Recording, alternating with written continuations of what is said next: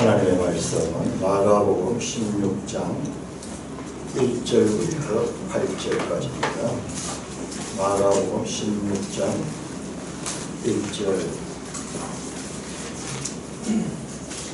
안식일이 지남에 막달라 마리아와 야고보의 어머니 마리아와 또 살로메가 가서 예수께 바르기 위하여 향품을 사다 두었다가 안식일 첫날 매우 일찍이 해로될 때에 그 무덤으로 가며 서로 말하되 누가 우리를 위하여 무덤 문에서 돌을 굴려주리요 하더니 눈을 들어보는데 벌써 돌이 굴려져 있는데 그 돌이 심히 크더라.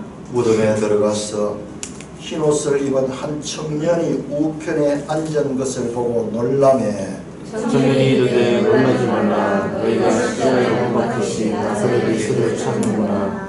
그가 살아나셨고 여기 계시지 아니하니라. 보라, 그를 두었던 곳이니라. 가서 그의 제자들과 베드로에게 이르기를 예수께서 너희보다 먼저 갈릴리로 가시나니 전에 너희에게 말씀하신 대로 너희가 거기서 배우리라 하라 하는지라. 여자들이 몹시 놀라 떨며 나와 무덤에서 도망하고 무서워하여 아무 말도 하지 못하더라.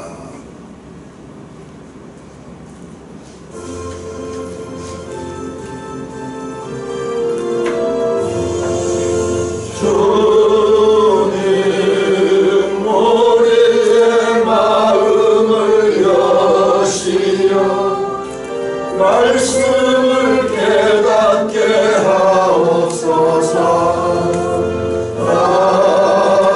아멘. 6절 말씀 우리 다 같이 시작. 청년이 이르되 놀라지 말라. 너희가 십자가에 못 박히신 나사렛 예수를 찾는구나. 그가 살아나셨고 여기 계시지 아니하리라. 보라, 그를 두었던 곳이니라. 이 청년이 누구냐 하면 이 청년이 천사예요. 흰옷 입은 한 청년, 천사가 이렇게 나타났어요. 그런데 그 천사가 빈 무덤 속에 여인들은 예수님이 이제 죽으셨으니까 그 죽은 시신을 수속하고 그 시신에 향유를 그렇게 바르려고 그렇게 왔는데 그 시신이 없어요. 그 향유는 사용하지 못했어요. 향유가 기름이죠, 기름. 그 기름을 바른대요. 기름 바른 자가 누구냐 그러면 그리스도입니다. 그리스도. 히브리어로 메시아.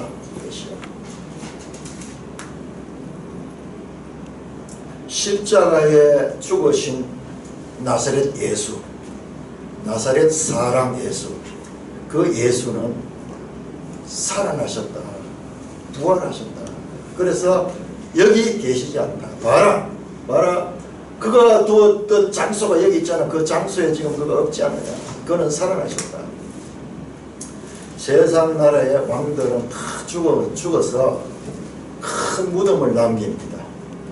자, 하나님 나라는 하나님의 아들이라는 말은 왕이라는 의미가 그 속에 함축되어 있다고 제가 처음 설교할 때 말씀드렸습니다. 하나님 나라는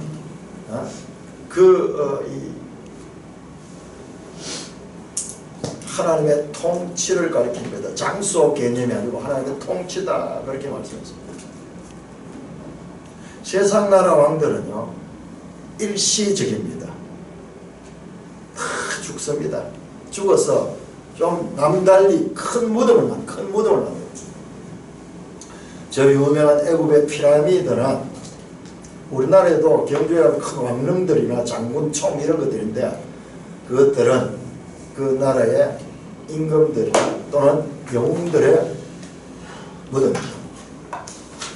예수님 당시 가이사의 것은 가이사에게 주고 하나님 것은 하나님께 드리라 했을 때 그 가이사 티베리우스는 죽어서 무덤 속에 있습니다.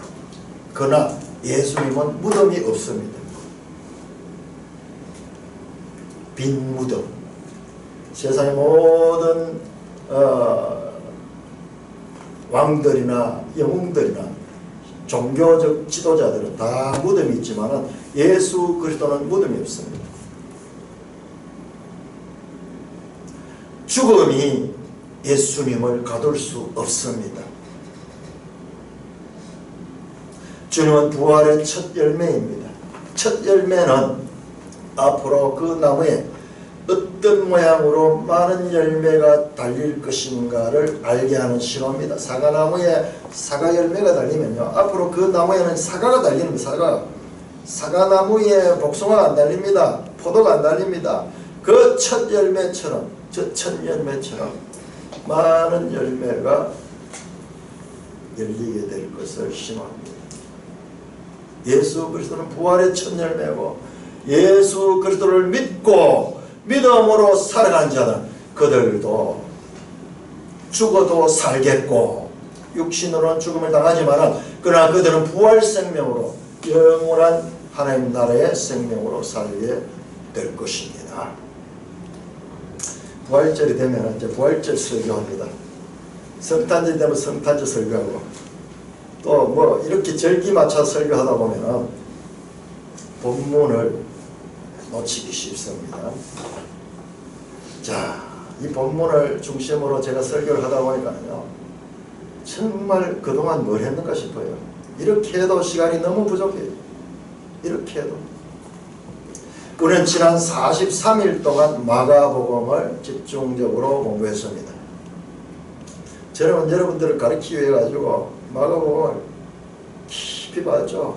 풀타임으로 이렇게 시간을 주니까는 쫙 하면서 또 이 한 절 가지고 막 이래 또 찾고 이렇게 하면서, 그래서 이 마가복음 시작할 때 마가복음, 지금까지 알고 있던 마가복음과 이번에 이 알게 된 마가복음은 전혀 달라요. 전혀 달라요. 아마 앞으로 더 계속 공부하면 더 깊이 나올 거예요. 더 깊이 나올 거예요. 그렇게 연구해서 많은 것을 발견하고 이렇게 했는데, 그것은 아마 수요일 날이나 이렇게 좀 나눠보고 봤습니다. 시간이 없습니다. 저는 오늘 마가복음을 총정리하는 설교를 하려고 설교를 다 준비했어요. 그런데 그걸 다 해놓고 보니까는 그 내용은 기본적인 마가복음의 배경을 이해하지 않고는 그 내용을 아는 것이 너무나 현학적이고 공허하다는 것을 느꼈습니다. 우리 지금 매일 성경의 앞에 보면은 그 매일 성경 해설이 17쪽, 16절부터 전체 해설이 나오잖아요. 마가복음 해설이 나오잖아요. 정말 잘 되어 있어요.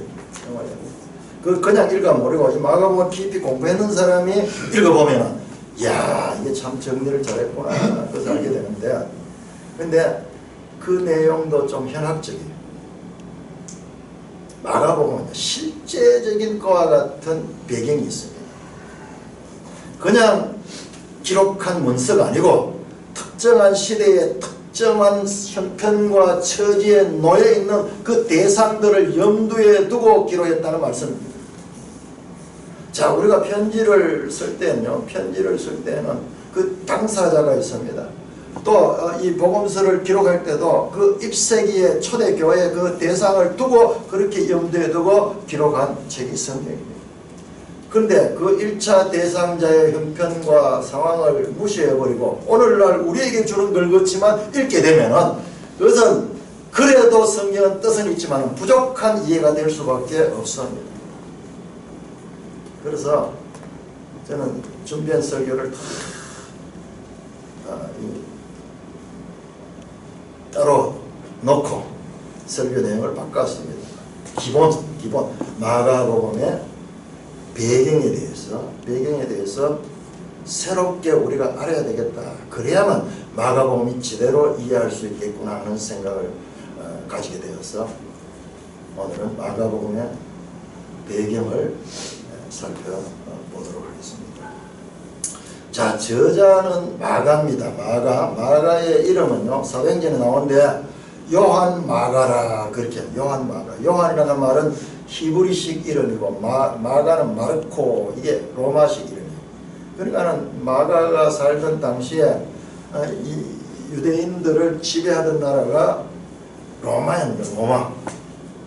로마의 식민지 안에 있던 나라니까는 우리도 일제시대 때요. 우리 아버지 같은 경우에 보니까는 그 일본 이름이 있더라고. 내가 지금 잊어버렸는데 일본 이름 좀 창씨 개명해가지고 그렇게 일본식 이름을 가지고 있어요. 우리가 시간이 짧았기 때문에 36년밖에 되지 않았기 때문에 더 진행이 안 됐지. 그들의 생각은 우리 말도 없애고 우리 이름도 없애고 우리 문화도 없애고 다 일본화 시키려고 그렇게 했는데 그와 같은 식민 통치 방식이 로마에서 나온 거예요. 로마에서. 마가의 개인적인 그런 배경은요, 아주 집안이 예루살렘의 초대교회의 집회소예요. 마가의 집이. 그래서 마가의 다락방 그러죠. 사도행전 2장에 성령이 강림하고 제자들이 성령을 받고 베드로가 설교하고 그렇게 120명이 넘는 사람들이 모여있던 그 장소가 이 마가의 다락방, 마가의 집이에요. 마가의 집. 사도행전 12장 12절에 보면 이렇게 나옵니다. 마가라 하는 요한의 어머니 마리아의 집에 가서 여러 사람이 거기 모여 기도하고 있더라. 그러니까 초대 예루살렘 교회의 첫 집회소가 바로 마가의 집이었습니다. 그러니까 마가는 그 이 초대 교회의 성도들을 그리고 지도자들을 어려서부터 많이 만나고 그들의 설교를 많이 들을 수밖에 없었던 그런 환경을 가지고 있었던 사람입니다. 특별히 초대교회 사도의 이 대표적인 인물인 베드로와 마가의 관계는요, 베드로전서 5장 13절에 이렇게 말합니다. 내 아들 마가도 그래요. 베드로는 마가를 내 아들이라고 부를 정도로 마가와 친밀합니다. 그래서 많은 학자들은 마가복음은 베드로 복음서라고 불러도 괜찮다 할 정도로 베드로의 역량 안에서 쓰여진 책입니다. 사도행전에 보면 베드로의 설교가 나오는데 사도행전 2장에도 나오고 사도행전 10장에도 나오는데 베드로의 설교와 마가복음의 구성이 거의 같아요. 사도행전 10장에 베드로가 고넬료 집에 가서 설교하는데 그 내용의 출발이 세례 요한부터 시작해가지고 예수님의 이 공사역을 쭉 설명하는데 마가복음의 내용을 압축해낸 것 같아요.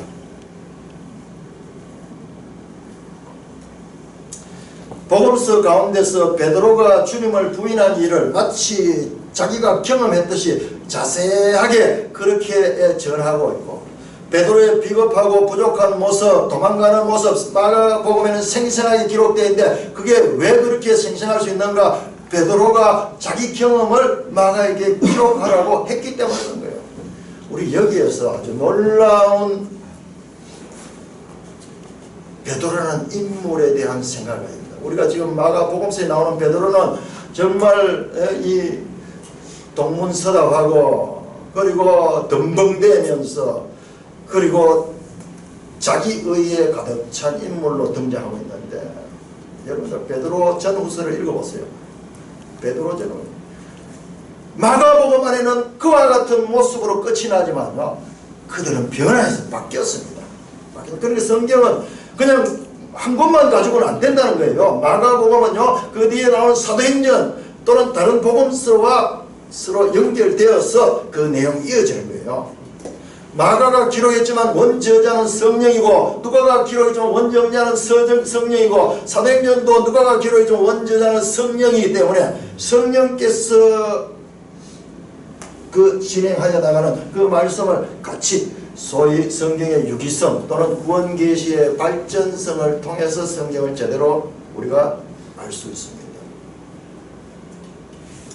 베드로는요, 자신의 그런 모습을 가리워야 될 텐데 왜 그런가 하면 그는 그 초대교회 정말 기둥 같은 지도자거든요. 초대교회는 사도들에 의해서 세워졌고 사도들은 그야말로 전설적인 인물이었는데 근데 마가복음에 나오는 사도들의 모습은 너무 비참한 거예요. 너무 비참.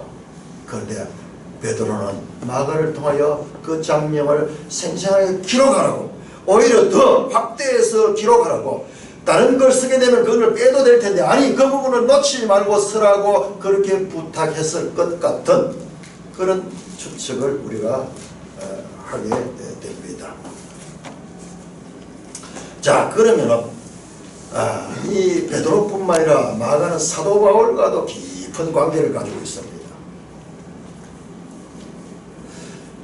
사도 바울이 회심해가지고 이제 전도 여행을 가는데 그때 1차 전도 여행 때 바나바와 바울이 같이 갔는데 그때 마가가 동행했습니다. 성경을 자세히 보면 바나바의 생질, 그러니까 바나바가 마가의 외삼촌이, 그렇다면은 마가의 어머니와 바나바는 바나바의 누이가 될 거예요. 누이가 돼요. 그러니까 이 집안 자체가 초대교회에 아주 이 영향에 있는 사람들을 만나고, 그 다음에 실제 그 자신의 가문도, 그 어머니가 자기 집을 그렇게 제공한다는 것은 또 좀 부유했을 것 같아요. 집이 넓어요. 집이 넓고 크고, 그러면서도 믿음으로 그 헌신했던 자들이에요. 어머니도 그 집을 그렇게 제공했다가 다른 사람들에게 표적이 될 수도 있는데도 기꺼이 그 집을 제공했고, 그 다음에 바나바는 보면요, 초대교회에 아주 위대한 인물입니다. 바나바는 참으로 너그럽고 초대교회가 존경하던 그와 같은 평화의 이 지도자였습니다. 이렇게 바나바가 가면서 자기 조카를 데리고 같이 갔는데, 거기 가서 마가가 어리고 너무 힘이 들어가지고 마가가 중간에서 포기하는 게 나옵니다. 그래서 두 번째도 이제 사도행전 15장에 보면 15장 37절 39절 보면은 두 번째도 바나바가 그 마가를 이 바울과 같이 이 전도여행을 가는데 같이 데리고 가자고 그렇게 했다가 바울이 거부합니다. 안 돼. 그놈은 지난번에도 그렇게 어렵다고 떠나간 놈이야. 그런 놈을 데려가는 것이 옳지 않다 하여 서로 심히 다투고 피차 갈랐었다. 사도행전이 이렇게 나와요. 사도들끼리 이 문제 때문에, 마가 문제 때문에 그 바나바는요 사도 바울을 그렇게 인도해낸 사람이에요. 그런데 둘이가 심히 다퉜다고요. 그 복음 전하는 그 과정에서 사도들의 인간적인 모습이 등장. 성경에는 거짓말 아무것도 없습니다. 꾸미지 않아요. 성경의 특징은요, 어떤 믿음의 영웅들도 꾸미지 않다. 그 모세의 모습도 부끄러운 모습 다 나오고, 다윗의 모습도 부끄러운 모습 다 나오고, 성경의 특징이 다른 문서들과 절대적인 차이가 가리지 않는 거예요. 있는 그대로 드러냅니다. 그런데요, 약 10년 뒤에 AD 63년경에 바울은요 골로새서 편지를 쓸 적에, 그때 마가가 로마에 있었는데 마가를 아주 유익한 동력자라고 소개합니다. 골로새 4장 10절에 이렇게 말합니다. 나와 함께 갇힌 아리스타고와 바나바의 생질 마가가 이러거든 너희가 영접하라. 그러면서 마가에 대한 옛날 그 10년 전에 그 감정은 어딘지 없어지고 그 마가를 동력자로 그렇게 인정합니다. 빌레몬서 한 장으로 되어 있죠. 23절 24절에도 이렇게 말합니다. 또한 나의 동력자 마가 아리스타고 데마 누가가 문하느라 자신의 최측근에서 동력하는 인물로 마가를 이야기하고 있습니다. 바울이 쓰는 서신 가운데 가장 마지막에 쓰는 것이 디모데후서입니다. 그 마지막 서신에서 바울은 디모데에게 당부합니다. 디모데후서 4장 11절 내가 올 때 마가를 데리고 오라. 그가 나의 일에 유익하리라. 베드로 그 바울 사도가 제일 나중에 그 자기 생애의 마지막에 그 마가가 내게 너무 유익하다. 그러니까 그를 데리고 오느라. 그러면서 마가의 변화된 모습들을 기록하고 있고 사도와의 관계도 기록하고 있습니다. 자, 여러분 한번 보세요. 마가가 누군가? 초대교회의 사도 베드로는 12제자 가운데 한 사람이어서 예수님을 생생하게 같이 다니면서 공생애를 경험했던 분이고, 바울은 그렇지 않습니다. 바울은 나중에 믿었죠. 실제 살아있던 예수님을 만난 적이 없어요. 그러나 이 바울이 신약 성경의 신학적인 그와 같은 이 내용들을 정리하는데 결정적인 역할을 하는데, 마가는 베드로의 경험과 사도 바울의 신학적 원리, 그 두 가지를 그가 경험하면서 이 마가복음을 보면서 제가 느꼈던 게 바로 그거예요. 한편으로는 베드로가 경험했을 것 같은 생생한 예수님과의 그 삶의 현장에서 일어나는 그런 사건들을 생생하게 묘사하고 있고, 다른 한편은요, 계속 등장하는 게 우리 지난 수요일날 함께 나눴지만 뭐예요? 사람으로는 할 수 없으되 하나님은 할 수 있다. 사도 바울이 로마서를 쫙 정리하면 가장 중심에서 정리하고 있는 그 신학적인 원리가 바로 이 마가복음에서 계속 나오잖아요. 오늘 우리가 읽었던 그 말씀도 제일 끝에요. 제일 끝에 보면은 예수님의 제자들은 다 도망했고, 그 다음에 여자들 예루살렘서부터 와서 따르던 여자들까지도 도망하는 내용으로 끝이 나고 있어요. 아까 성찬하면서 읽었듯이 부활하신 주님께서 제자들을 책망하는 내용으로 나오고 있습니다. 왜 그런가? 그 이유를 사도 바울은 로마서에서 설명하잖아요. 바로 성령을 받지 않고 인간의 의지로만 하니까는 그 속에, 인간의 의지 속에는, 자기 의에는 죄가 지배하고 죄가 주인이 되어 있으니까는, 그는 잘하려고 해도 결과는 악을 향하니까, 그 결과는. 그래서 사도 바울은 로마서 8장에서 율법이 연약하여 육신으로 할 수 없는 것을 하나님은 하시나니, 그러면서 성령에 대한 설명, 생명의 성령의 법과 죄와 사망의 법을 구분하면서 이제 새로운 그 성령으로 살아가는 하나님의 자녀에 대한 말씀을 제시한 게 로마서 8장입니다. 그래서 로마서 7장 8장이 성경 가운데 전체 가운데서 가장 귀한 부분이다, 그렇게 이 말하는 그 이유가 바로 거기에 있는 것입니다. 이 마가는 베드로의 실제적인 경험과 그리고 사도 바울의 신학적인 원리를 제공하는 그와 같은 역할을 했다는 것을 알 수가 있고, 또 이 두 분과도 그와 같은 밀접한 관계를 가졌다는 것을 우리는 성경 자체의 증거로서 알 수가 있습니다. 자, 마가복음의 배경을 우리 살펴보려고 하면 여러분들 가지고 있는 그 이 성경책, 요거 QA 성경 또는 퀴스촌 성경 마가복음 제일 첫 장을 한번 펴보세요. 그 서론이 나옵니다. 서론. 앞으로 우리 교회가 성경도 통일을 해야 될 것 같아요. 이 성경이 없는 분들이 계시죠. 오래됐던 분들은 없죠. 같이 이렇게 공부해야 됩니다. 자, 거기에 보면은 이제 마가복음에 대해서 설명합니다. 우리 사실상 이런 부분을 읽어도요, 여러분들 본문을 잘 모르면 읽어도 무슨 말인지 잘 이해 못해요. 잘 읽어보면은 그 다음에 이 설명이, 야, 엑기스를 설명하고 있구나 하는 것을 알 수 있습니다. 자, 왜 이 책을 읽어야 되는가? 자, 이거는 지금 누가 언제 이 책을 썼는가? 마르가가 썼고, 그는 누구냐? 예루살렘 과부의 아들로 그의 집은 초기 신자들의 모임 장소였다. 아마도 마가는 예수의 제자인 베드로에게서 직접 들은 것을 기록할 것이다. 자, 마가와 베드로와의 관계. 그래서 이 마가복음에 대해서 초대교회의 그 교부들이 있거든요. 그분들이 이 아까 이야기했듯이 베드로 복음이다 할 정도로 베드로의 영향이 있다 하는 것입니다. 자, 이 책은 언제 기록이 되었는가? 자, 이게 중요합니다. 언제 기록이 되는가? 주 50년 전. 자, 지금 마가복음 나온다고 예수님 그 당시 이야기 아닙니다.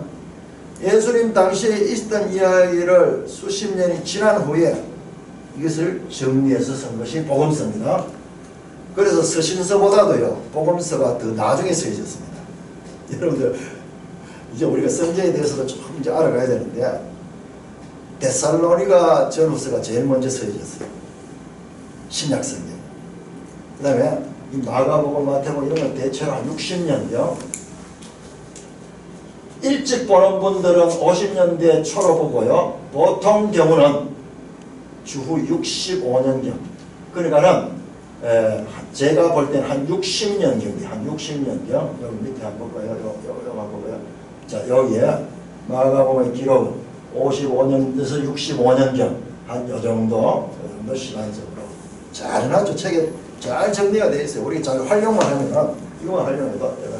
자, 그 다음에 또 한번 볼까요? 예. 자, 누구에게 기록했는가? 중요합니다. 자, 누구에게 기록했는가? 초대교회에 이 책은 비유대적 분위기를 띠고 있는데, 그거 보면은요, 이 책에는 보면은, 마가복음 히브리어가 나오면요, 그걸 반드시 번역을 해요. 번역을 해요. 예를 들어서, 엘리 라바 사박다니 이는 해놓거나, 이는 나의 하나님 어찌하여 나를 버리시나이까? 라고 해석을 해줘요. 그러니까는, 이 자세히 보면 유대인들은 그 해석 안 해도 될 텐데, 이것을 해석하는 거 보면 그 당시에, 유대인들이 아니고 로마에 있는 신자들, 로마에 있는 유대인 신자들과 또는 이방인 신자들을 대상으로 기록을 했을 것이다. 그렇게 예상을 합니다. 베드로전서 보면요, 그 로마 이야기 나오는데 거기 마가하고 연관이 있는 게 나와요. 자, 왜 이 책이 기록이 됐는가? 자, 보세요. 당시 세상의 지배 세력이었던 로마 제국은 기독교인들을 박해하기 시작했다. 바로 이때가 언제냐? 60년대거든요. 바로 네로가 박해를 크게 하기 시작한 그 무렵이에요. 그 무렵. 마가는 고난받는 그리스도인들을 격려하고 싶었다. 그는 예수님을 고난받는 종으로서 묘사했다. 또한 예수님을 온 세상의 구세주로 모셨는데 이는 유대인들뿐만 아니라 로마인들에게도 복음을 전하겠다.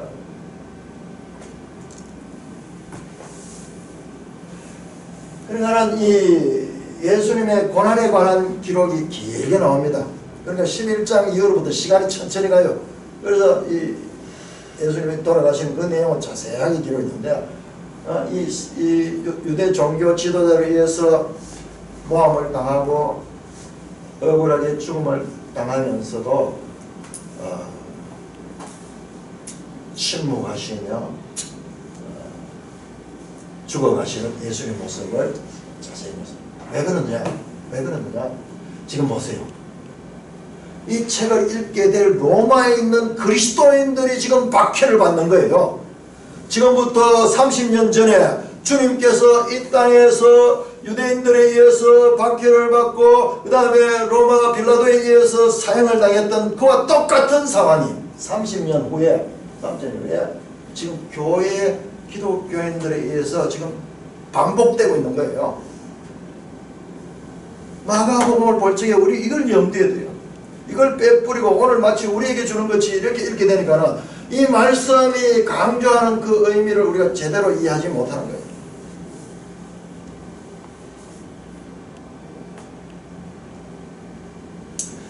예. 불을 켜주십시오. 자, 이 60년대 AD 60년 예수님이 돌아가시고 약 30년 됐습니다. 이때요, 베드로도 순교당하고 바울도 순교당합니다. 이때 그 폭군은 네로의 시대입니다. 그때 교회는요, 그들의 지도자들, 예수님을 직접 경험하고 그리고 예수님의 말씀을 전했던 그 사도들이 한 사람 한 사람 죽어가는 거예요. 이제 그분들이 죽어가시고 없어지면요, 그 내용을 알고 있는 사람이 아무도 없습니다. 당대가 끝나고 우리 산돌교회가 어떻게 생겼고 그 다음에 우리가 어떻게 발전해왔고 이런 것들을요, 우리가 기록 없이 떠나가면 그 뒤에 몰라요. 우리 한국 역사도 우리 직전에 어떤 역사인지 잘 모르잖아요. 지금 젊은 세대들 거의 모르고 있어요. 우리가 원래부터 이렇게 잘 살을 줄 알고 있는 거예요. 기록이 없으면 도무지 알 수 없어요. 그래서 기록이 중요한 거예요. 기록이.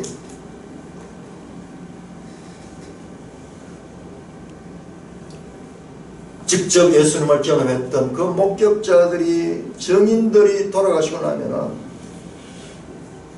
이제 그 예수님에 관한 이야기는 점점 희미해질 것입니다. 그러니까 기록합니다. 그래서 우리 기독교는 게그라페 기록입니다. 기독교는 책의 종교, 한 책의 종교, 바로 이 바이블 그 책에 그 책. 첫째도 성경이고 둘째도 성경이고 셋째도 성경입니다. 성경 없는 기독교는요, 거짓 기독교예요. 그런 역사가 교회 역사 가운데 많이 있었습니다. 개혁자들은 항상 성경으로 돌아갑니다.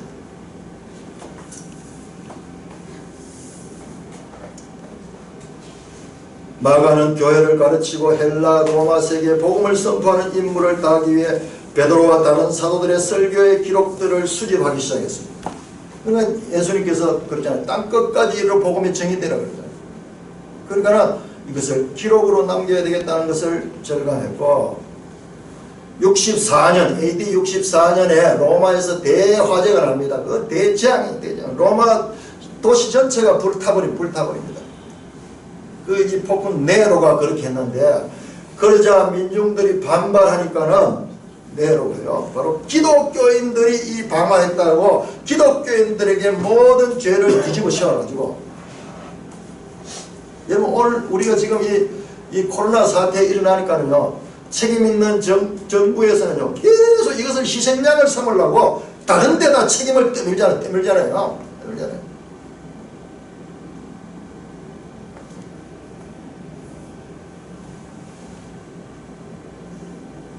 그러니까요, 그때부터 그리스도인이 된다는 것은 죽는다는 거예요. 말씀드렸듯이 베드로 사도도 이때 순교를 당하고 바울 사도도 참수형 당합니다. 베드로 사도는 거꾸로 매달려서 십자가에 거꾸로 매달려서 돌아가시고, 사도 바울은 목이 잘려서 세례 요한처럼 그렇게 순교를 했습니다.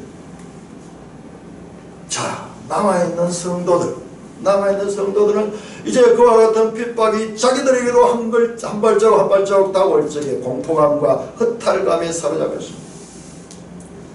마가는 예수님이 당한 일들과 그들의 직면하고 있는 일들의 유사성을 보여주고자 했습니다. 너희가 당하고 있는 이 일들은 너희만 당하지 않아 주님께서 당하십니다. 주님께서 당합니다. 그리스도인들은 1세기 당시에 무신론자로 오해됐습니다. 왜 그러냐면요, 로마 종교는 형상의 종교예요. 그리고 세상의 종교들 자세히 보세요. 전부 다 신상을 만들고 신상을 숭배하잖아요. 기독교는 신상이 없어요. 그러니까 사람들이 볼 때는 주는 신상도 없으면 무신론자다, 그렇게 이야기를 하고, 그렇게 하면서 오해했습니다. 그리고 인류를 미워하고, 그리고 식인 종교다, 성찬할 적에 이는 내 살이니 먹으라, 내 떡이니 마셔라, 그러면서 이 쌀과 떡을 나누니까 지금 모여가지고 저 사람들은 쌀과 떡을 먹는다, 이런 이 사람을 먹는다 하는 그런 우리나라에도 그렇게 됐어. 초창기에 선교사들이 와가지고 이제 성찬을 하면서 그걸 가리키니까 내 몸이다, 내 피다 이러니까 식인족이다 그러면서 그런 오해가 일어나게 됐습니다. 하기야 예수님도 미쳤다고 그렇게 비난받았잖아요. 마귀와 톡속이다. 가족들은 미쳤다 그러고, 그 다음에 바리새인들은 저 마귀 귀신 들렸다, 그렇게 얘기했잖아요. 예수님은 마지막 재판장에서 날조된 죄를 뒤집었습니다. 여러분 보세요. 이 종교인들이 예수님을 처형하기 위해서 얼마나 적극적으로 밤잠을 자지 않고 이 죄악을 행하기 위해서 분투하고 있는 장면을 상세하게 기록했잖아요. 예수님께 없는 죄를 뒤집어 씌워가지고 그렇게 예수님을 죽이려 합니다. 그런데 1세기 성도들도 자신들도 예수님처럼 동료들에게 배반을 당하고 심지어는 가족에 의해서 고발당해서 죽게 됩니다.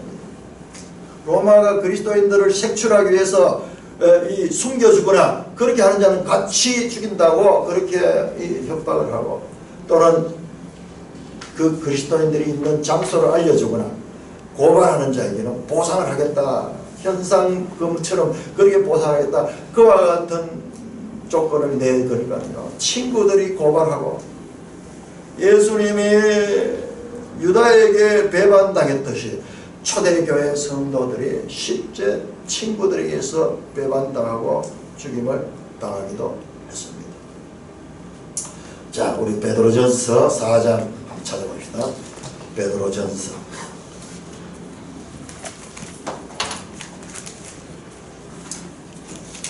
베드로 사도의 서신 가운데서 그때 당시에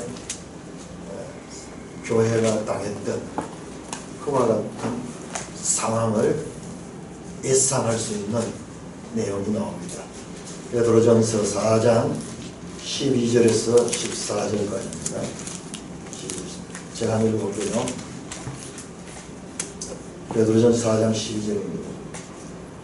그러니까 이 말씀을 그냥 글로 보지 말고 우리 그 상황을 생각하며 그 시대로 돌아가서 그 눈높이로 이렇게 볼 적에 이 말씀이 그 무게 있게 다가옵니다. 사랑하는 자들아, 너희를 연단하려고 하는 불시험을 이상한 일 당하는 같이 이상히 여기지 마라. 불시험이래, 불시험. 그런데 그 시험은 뭐냐? 연단하고 너희를 하나님의 자녀다운 모습으로 만들어가는 연단하려고 하는 그 시험이다. 이상한 일 당하는 같이 이상해지 마라. 그것은 필수 코스다는 말이에요.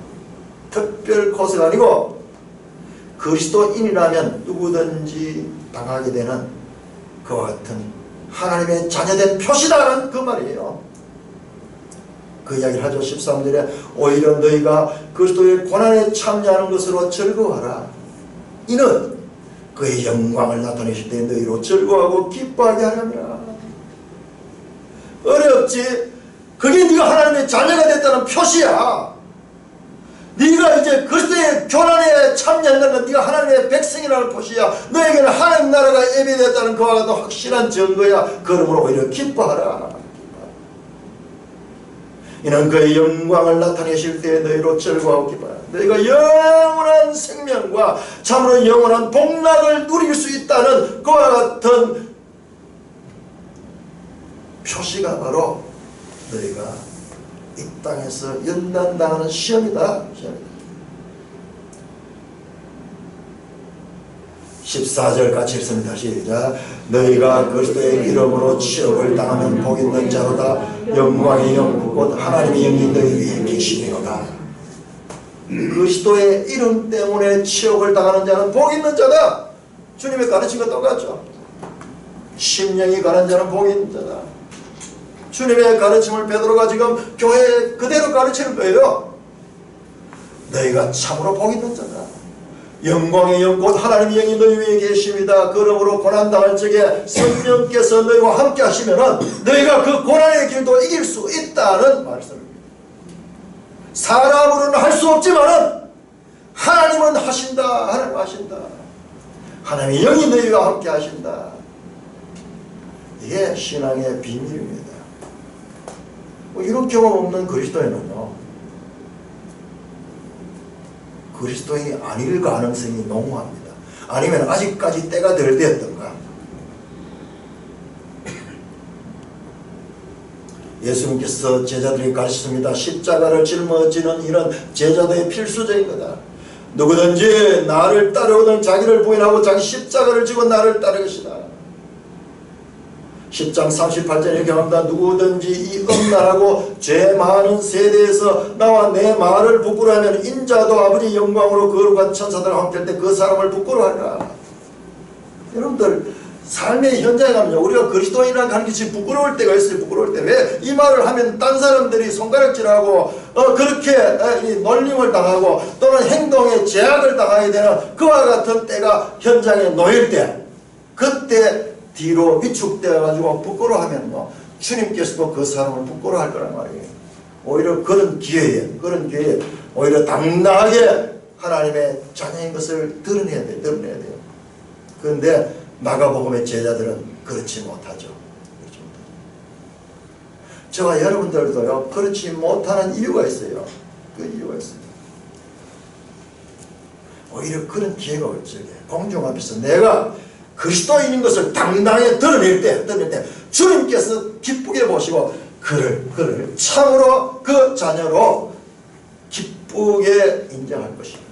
그런데 신자가 주님을 부끄러워하고 주님을 드러냄으로 오는 자기에게 오는 피해만 생각하고 위축될 적에 하나님도 그를 부끄러워한대요.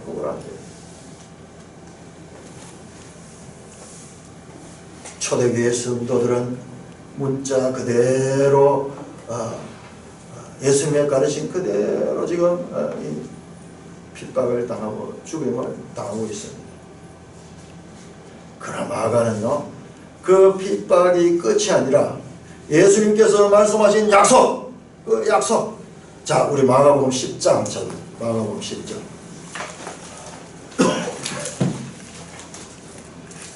마가복음 10장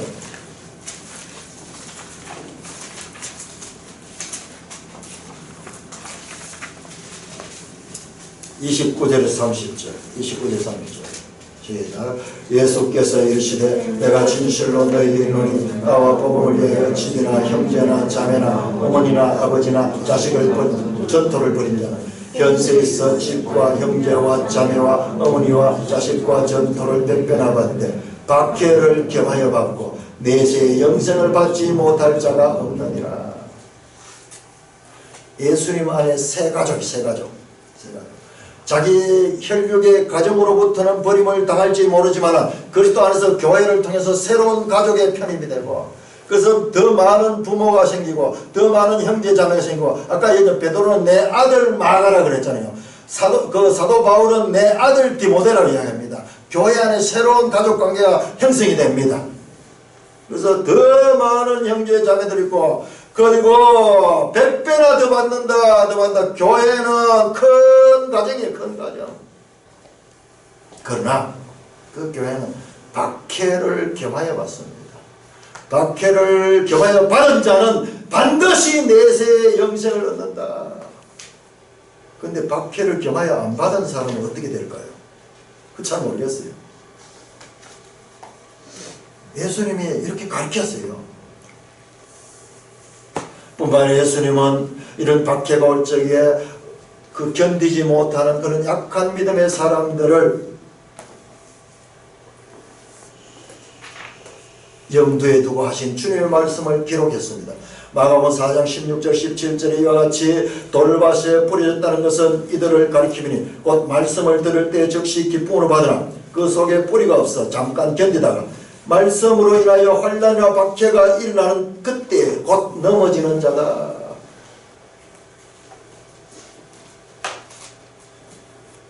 그리고 9장 49절 50절에는 이렇게 말한 사람마다 불로서 소금치듯 함을 받으리라.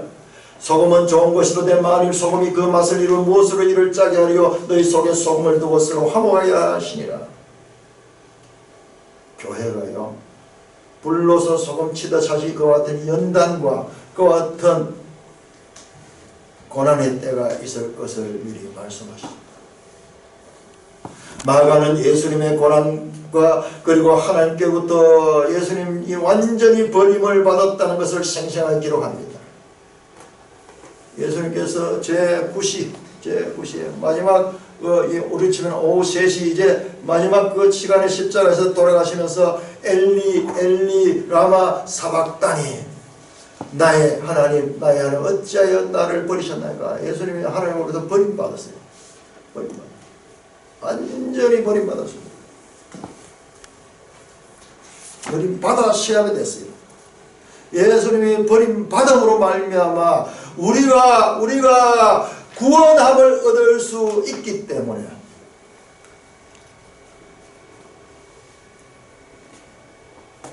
성도들도 지금 잡혀가 화형당하기도 하고 그런 가운데 있지만 내 주님께서 가신 길을 생생하게 기억함으로 말미암아 자신에게 주어진 잔도 믿음으로 마실 수 있는 그와 같은 힘을 얻게 됩니다.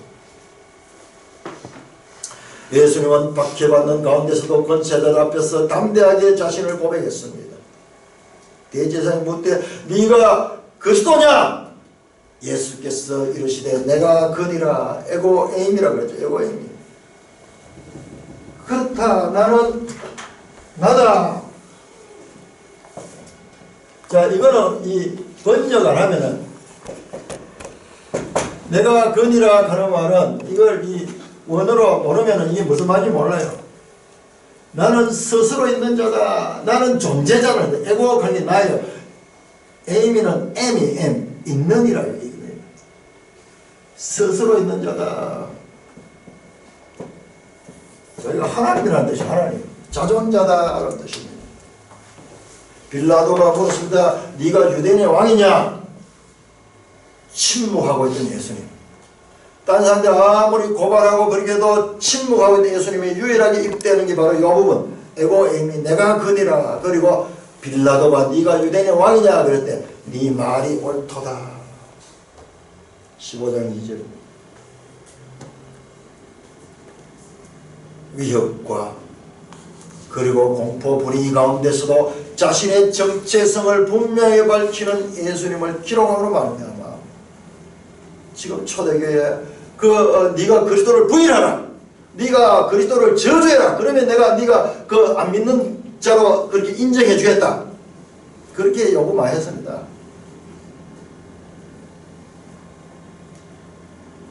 우리 군대에 있을 때 보면은 교회에 갈 사람 모여 가면요. 남아있으면은 무슨 우리 때는 뭐 사역을 하면서 일을 그렇게 많이 시켜서 그래 쫄병들은 그냥 내용 안에 있으면은 힘든 거예요. 그러니까 교회를 가든지 어디 가든지 제가 고참들 없는데 숨고 싶은 거예요. 그러니까 교회 갈 사람 모여 이러면 다 모이는 거예요. 교회는. 그때 어떻게 체크하지 않을까? 네가 교인인지 아닌지 나와. 사도신경 해봐. 주기도문에 해봐 이래요. 탁 드러나. 그렇듯이요. 네가 그리스도를 부인해봐라. 네가 그리스도를 진짜 그리스도에는 그리스도를 부인하지 못해요. 그냥 네가 그리스도는 거짓이고 사기꾼다. 그 말 한마디만 하면은 네가 용서해주고 네가 살 수 있다. 그런데 그렇게 하지 못합니다. 초대교회 성도들.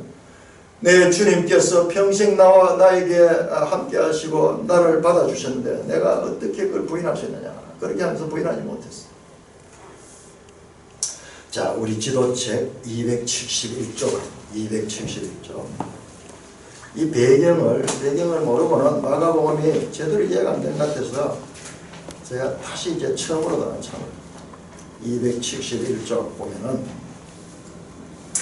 자, 우리 마가복음이 기록된 시대가 60년경이라고 했죠. 60년경. 자, 271쪽에 나오는 로마 시대의 초기 황제들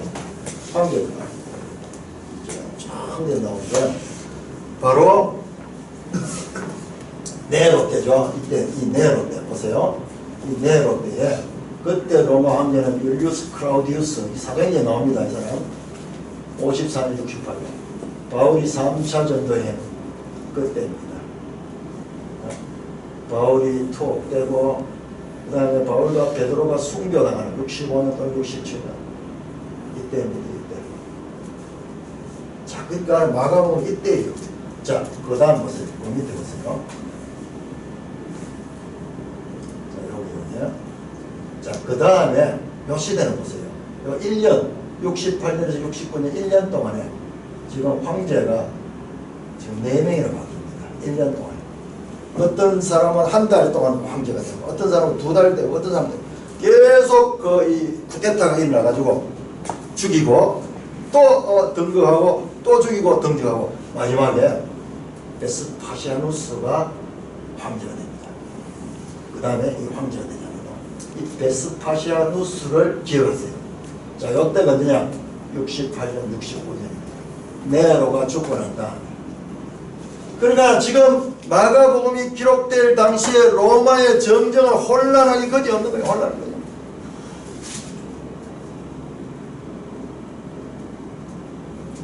그리고 이때요. 이때 유대에서는 폭동이 일어났습니다. 폭동이 일어났습니다. 우리 지도 372쪽. 지도 372쪽. 우리 지도책 속에는요. 우리에게 필요한 그 모든 것들이 여기 들어있어요. 우리가 이걸 제대로 활용을 하면은 엄청나게 이 책을 통해서 우리 성경을 바로 이해하는데 도움을 받습니다. 372쪽을 보시면 제목이 1차 유대인 봉기잖아요. 여기 언제냐 보세요. 66년, 67년, 68년이에요. 60년이에요. 60년. 유대인 봉기. 유대인들이 로마에 대해서 이 독립운동을 일으키면서 거기에 이제 그때 이 유대인 봉기를 잠재우려고 왔던 인물이 베스파시아누스. 아까 봤죠? 로마 황제가 됐던 그 인물이에요. 이건 로마가 다스리는 세계는 어마어마하게 큽니다. 우리 그 지도에도 보면은 나오지만 쫙 수많은 나라가 넓은 영토를 하는데 해필이면 이 가나안 지역, 이 작은 요 지역이에요. 요 지역에 로마의 최정의 군대가 주둔해 있고 그들이 여기를 이 진압하려고 했던지 참 신기해요. 자, 373쪽 보시면은 자, 그런데 갑자기 373쪽 그 베스파시아누스가 이제 예루살렘을 포위해가지고 완전히 이 전멸시킬 그런 준비가 다 됐는데 갑자기 포위를 풀고 본국으로 돌아갑니다. 그때 아까 봤던 그 지도에 그 사건이 일어났던 거예요. 68년도에 네로가 죽고 난 다음에 쿠데타가 일어나가지고 로마가 정정이 극도로 혼란할 그때 본국의 일이 급해서 이 유대인 진압을 하려고 하다가 그것을 멈추고 돌아가서 그 사람이 나중에 황제가 됐던 거예요. 그리고는 그 아들을 보냅니다. 그 아들이 티투스예요. 티투스. 이 티투스도 베스파니우스 다음에 황제입니다. 그래서 와서 티투스가 와서 AD 70년 8월에 그렇게 예루살렘을 성전에 불을 지르고 그 다음에 성전을 완전히 점령합니다. 성을 완전히 점령합니다.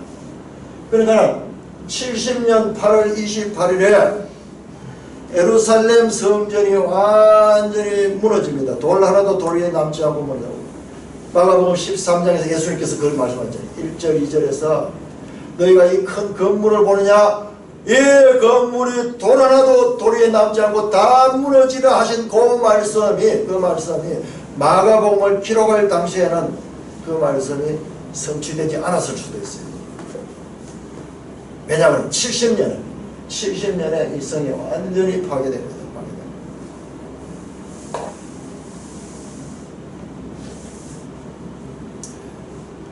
티투스는 성읍을 완전히 약탈하고 성전을 완전히 불태워버립니다.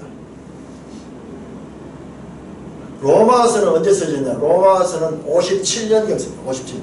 그 로마서를 보면 로마에 이미 그리스도인들이 있어요.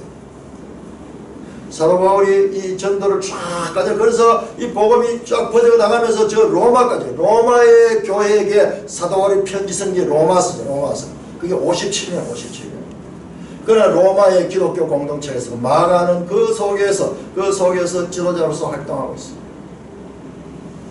그런데 그 로마의 그리스도인들 보니까 이제 예루살렘이 멸망하고 있어요. 예루살렘이 멸망하니까는 예루살렘 성전의 멸망, 우주의 멸망이다, 온 세상의 멸망이다 하는 그런 소문이 쫙 나는 거죠. 이제 세상의 종말의 사인이 바로 성전이 파괴되는 거라 그런 이 소문들이 쫙 났기 때문에 예수님께서 마가복음 13장에서 그렇게 말씀하잖아요. 난리와 난리의 소문을 들을 때에 두려워하지 말라. 이런 일은 있어야 하는데 아직 끝은 아니다. 이런 일이 일어나더라도 이걸 가지고 세상에 종말이 왔다고 생각하면 안 된다. 그걸 가르쳐 주는 것이 바로 마가복음 13장에 나오는 성전 파괴와 일입니다. 그런데 많은 사람들은 이걸 지금도 아직 반대로 했어요. 뭐 조금 문제 생기고 무슨 특별한 일이 생기면은 종말이 왔지 않느냐, 평생 교회사를 보면서 계속 그래왔어. 주님 분명히 말합니다. 난리와 날밀 소문을 들을 때 두려워하지 말고 이런 일이 있어야 돼. 아직 끝은 아니다. 로마에 있는 교회는 박해 가운데서 계속 깨어 있어요. 잔인한 적대 행위의 직면에서도 복음을 계속 전파해야 됩니다. 택하신 자를 모으기 위해서 인자가 돌아오신 날인데 그 날은 그 날과 그 시기는 아무도 알지 못한다고 예수님께서 말씀했습니다. 그러므로 성도들은 그 시기가 올 때까지 두려움을 극복하고 고난을 통하여 그리고 고난 중에서도 복음을 증거하라고 마가복음은 가르치고 있습니다. 마가는 그리스도인들이 당하고 있는 그와 같은 고난을 불평하지 말고 오히려 이 박해로 말미암아 내가 바른 신앙을 고백할 수 있게 되고 나의 그 고백이 번져나가게 될 것이라는 믿음을 가지고 그 박해를 대응하라고 말씀하고 있습니다. 그래서 나타나는 신앙 고백이 자 15장 39절 마가복음 15장 39절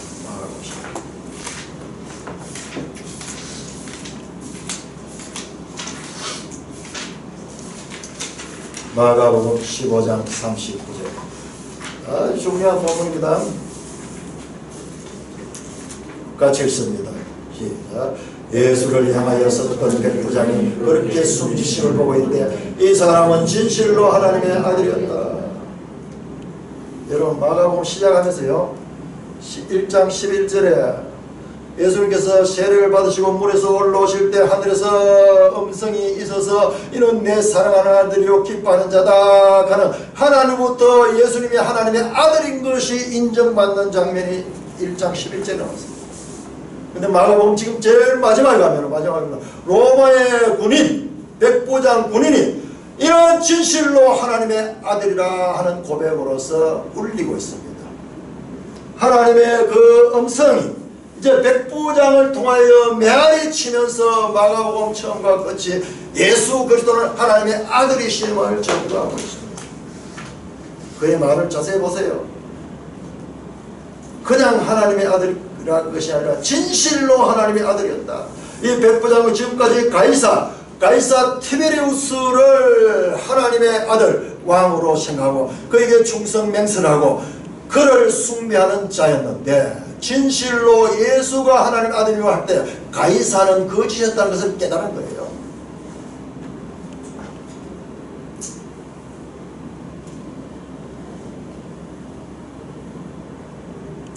여하튼 내용을 기록함을 통해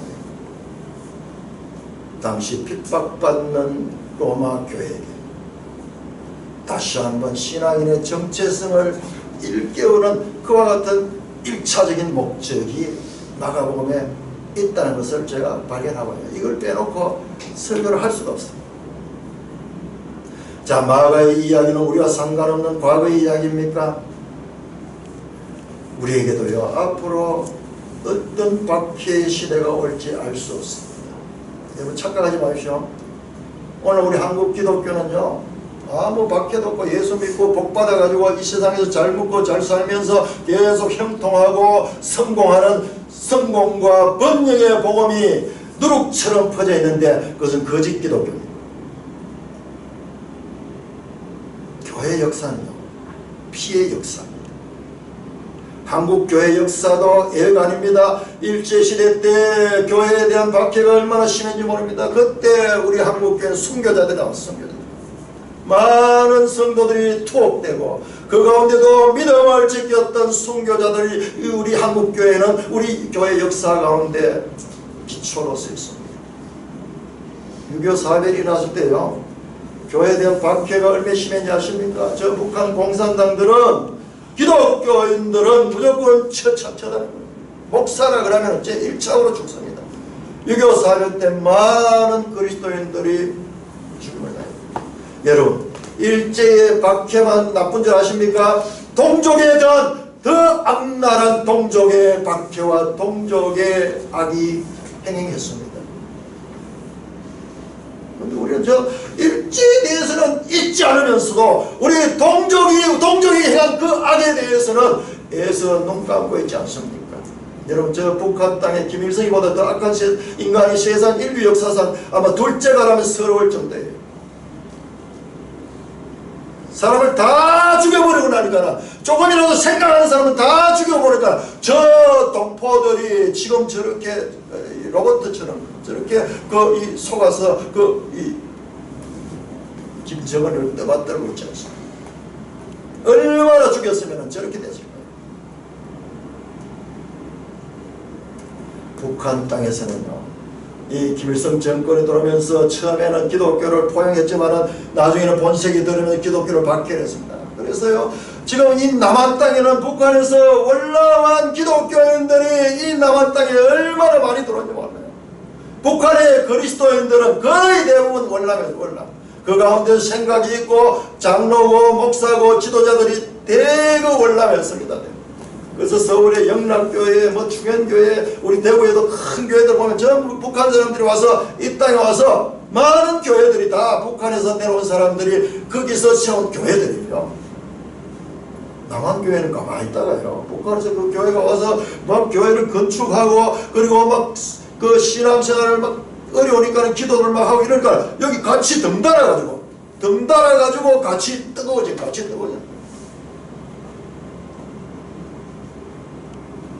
그러면서 이 남한은 기독교 국가처럼 그렇게 되어버렸어요. 삼천리 방방곡곡에 교회가 없는 곳이 없어. 내가 사는 시골에도 교회당이 5개네. 그 용성 꼴짝이다.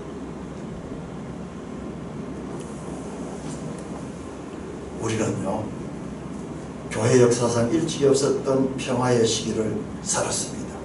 우리 세대. 젊은이도 말할 것도 없고, 젊은이도 더 가르쳐. 우리는요, 6.25 전쟁 이후에는 박해가 없었어요. 6.25 전쟁 때까지 박해가 심했고요. 그 다음에는요, 교회와 세상이 같이 발전해서. 박정희 대통령 와서 생활운동하고 이렇게 하면서 교회도 같이 발전해서. 나라가 잘 살았는데 교회도 커졌습니다. 그러면서 교회와 세상이 짝짝꿍이 됐어요. 지금 우리나라에 성탄절 가는 게 있잖아요. 성탄절이 공휴일이잖아요. 우리가 기독교 국가입니까? 성탄절이 공휴일이 되거든. 우리도 모르는 사이에 기독교 문화 속에 그렇게 곳곳에 학교가 세워지고 그러면서 기독교와 대한민국이 같이 그렇게 구분할 수 없을 정도로 되어버렸습니다.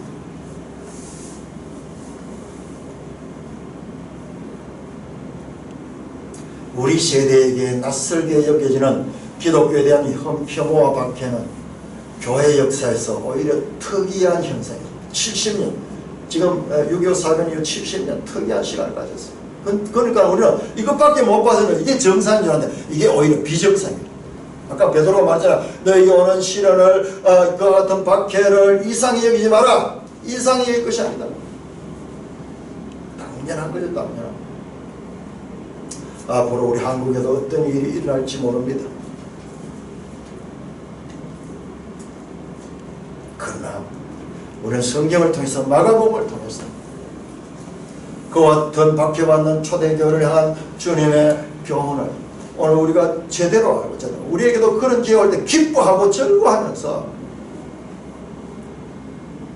우리가 하나님의 백성되고 우리에게 하나님의 영생이 보장되어 있다는 것을 믿음으로 드러나는 외면만 볼 것이다. 그 외면 속에 있는 이면까지 볼 수 있는 그것을 헤아릴 수 있는 성도들이 되어야 될 것입니다. 사랑하는 형제 자매 여러분, 마가복음은 하나님 나라가 시작되었다는 선포로 시작됩니다. 그리고요, 아까 제가 말씀드린 마가복음 마지막 장 펴보세요. 마지막 장 16장. 제가 시간이 없어서 이걸 잘 설명 못해 수요일날 조금 설명할 것 같은데요. 16장 8절에 끝이 난다 그렇게 볼 수 있다 그랬죠. 9절부터는 갈로로 되어 있죠. 어떤 사본에는 없다 하는 거예요. 그리고 오래된 사본일수록 이 9절 이후에 없어요. 그래서 성경 이 학자들 가운데서 깊이 연구한 분들을 보니 대체로 이 8절까지를 끝으로 보는 거죠. 그렇다 치면요, 끝이 너무 이상하게 끝이 나요. 여자들이 몹시 놀라 떨며 나와 무덤에서 도망하고 무서워하여 아무에게 아무 말도 하지 못하더라. 할 수 없는 것으로 끝이 나버려요. 그건 제가 마가복음을 자세히 공부를 해보니까 이게 맞을 것 같아요. 왜냐하면 우리가 봤잖아요. 마가복음의 구성 자체가요, 샌드위치 구조도 많이 나오고 그 다음에 수미상관이 나오는데요, 1장과 요 끝이요 쫙 많이 들어요. 쫙 많이 들어요. 마가복음은요, 다른 복음서는 설명적이지 않아요. 설명적이지 않아요. 그리고 그림처럼요, 단번에 이 메시지를 담아가지고 그렇게 읽어내도록 그런 표현을, 히브리적 사고에 의한 그런 표현을 많이 사용하고 있습니다. 자, 그런데 하나님 나라 예수 그리스도의 복음은 시작됐다고 하는데 끝이 지금 도망가고 지금 두려워하고 말도 못하고 있어. 그러면 어떻게 주님이 말씀하신 그 복음 선포가 이루어지며 그 하나님 나라가 이 땅에 이 교회가 세워지겠습니까? 복음은 시작되었는데 예수님은 사람들의 미움과 십자가 달려 돌아가셨습니다. 뿐만 아니라 제자들도 지금 도망가고 없고요. 심지어는 여인들까지, 이 주님의 무덤을까지 찾아왔던 용감한 여인들까지도 지금 도망하고 두려워하고 아무 말도 말하라고 했는데 말하지 못하고 있는 것으로 끝이 납니다.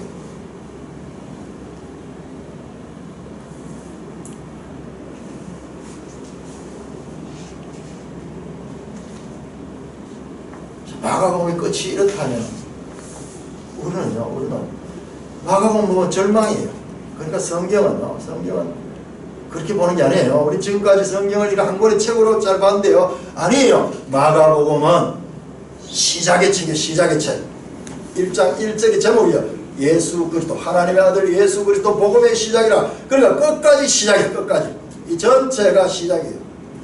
이와 같은 형편없는 제자들도 그 제자들이 어떻게 변화받았으며 어떻게 교회가 세워졌으며 그 제자들은 주님이 가르친 그 제자도의 삶을 과연 살아냈을까?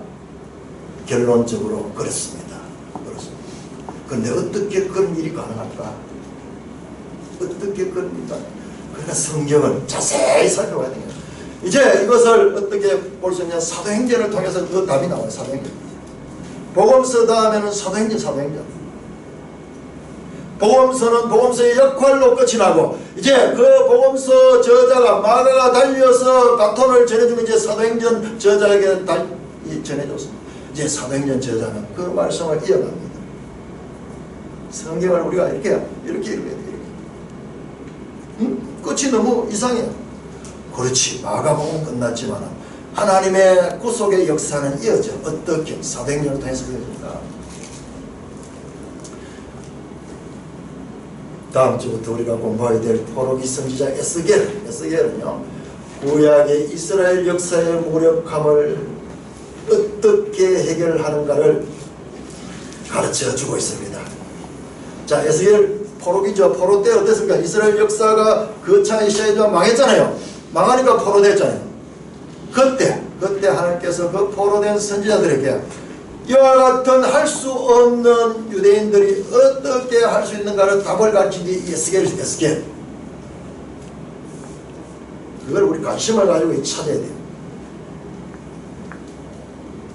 그 에스겔 이야기는요, 마가복음 이야기와 연결됩니다.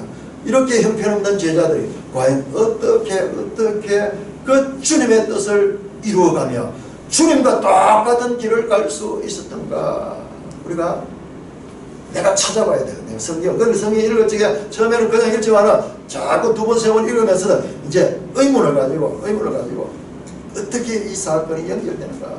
너무 비참하게 끝이 났는데 그 이후에는 어떻게 되었을까? 이렇게 되었구나. 이렇게 되었구나. 나도 지금 제자들과 그런 상태에 있는데 내가 변할 수 있는 길은 어떤가? 사도들 같은 길로 내가 다시 갔을 적에 나에게도 그와 같은 역사가 일어날 수 있겠구나. 성경은요, 헤아리는 자가 하나님의 뜻을 알게 되고 그 헤아림으로 하나님부터 헤아림을 받는다고 말씀했습니다. 구원개서의 발전성의 원리를 가지고 한 권 한 권 책들을 이해하여 하나님의 공의로운 뜻을 아는 데까지 자라나는 모든 산돌의 지체되기를 주님의 이름으로 축원합니다. 하나님 아버지, 은혜를 감사합니다.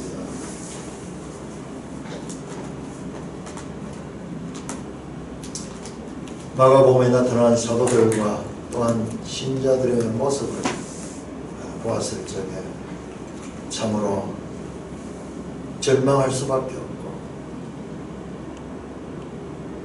아무런 소망이 없고 모든 것이 어둠뿐인 것처럼 느껴지지만 주님은 마가복음을 통해서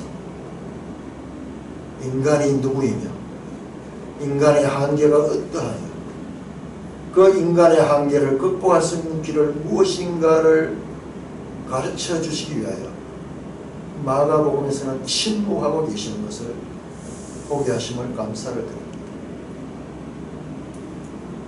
이 인생이 가질 수 있는 가장 중대한 질문과 그리고 가장 복된 해결책을 성경을 통하여 계시하시는 주님,